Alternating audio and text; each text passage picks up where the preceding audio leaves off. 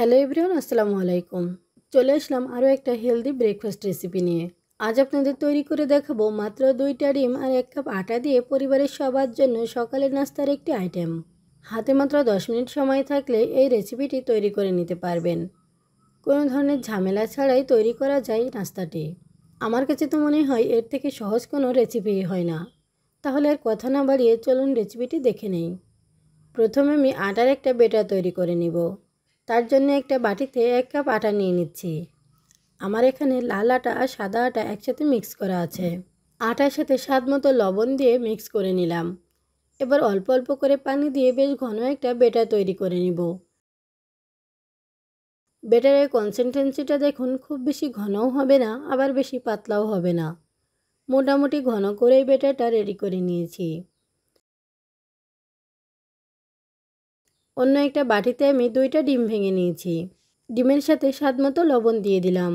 আর এর সাথে দিয়ে দিচ্ছি 3-4টা কাঁচামরিচ কুচি আর বড় সাইজের একটা পেঁয়াজ কুচি। আর 1 চা চামচ মতো দিয়ে দিচ্ছি চাউলের গুঁড়া। এবার একটা হ্যান্ড উইস্কের সাহায্যে ডিম 2টা খুব ভালো মতো ফেটিয়ে নিতে হবে। ডিম 2টা ভালো মতো ফেটিয়ে নিয়েছি। এখন এটা এক সাইডে রেখে দিব। আর এদিকে আমি অন্য আরেকটা বাটি নিয়েছি। এই বাটিতে নিয়ে নিচ্ছি 1/2 কাপ মতো শসা কুচি আর একটা টমেটো কুচি। আমি এখানে টমেটোর ভেতরে নরম অংশটা ফেলে দিয়ে শুধুমাত্র উপরে শক্ত অংশটা নিয়েছি। 2টা কাঁচামরিচ কুচি নিয়েছি আর কিছু পেঁয়াজ কুচি।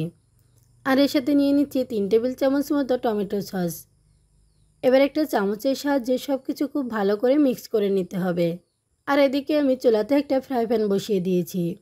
প্যানে সামান্য একটু তেল ব্রাশ করে নিলাম। এবার যে ব্যাটারটা রেডি করে রেখেছিলাম সেখান থেকে 2 চামচ মতো ব্যাটার প্যানের মধ্যে নিয়ে নিচ্ছি এবং চামচের সাহায্যে প্যানের মধ্যে সমান করে ছড়িয়ে নিচ্ছি।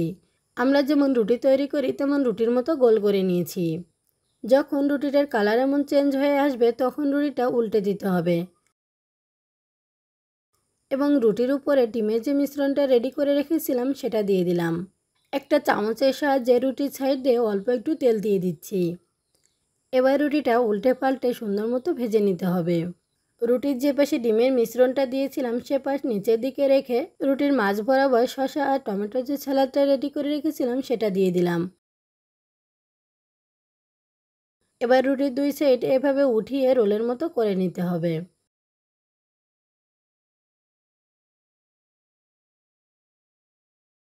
কোনো ধরনের বেলাবেলির ঝামেলা ছাড়াই কিন্তু এই নাস্তাটা খুব সহজেই তৈরি করে নেওয়া যায়।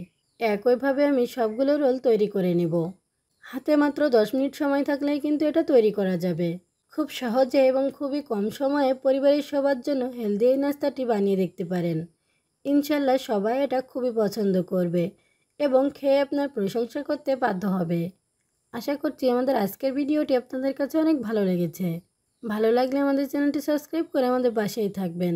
সবাই ভালো থাকবেন। আল্লাহ হাফেজ।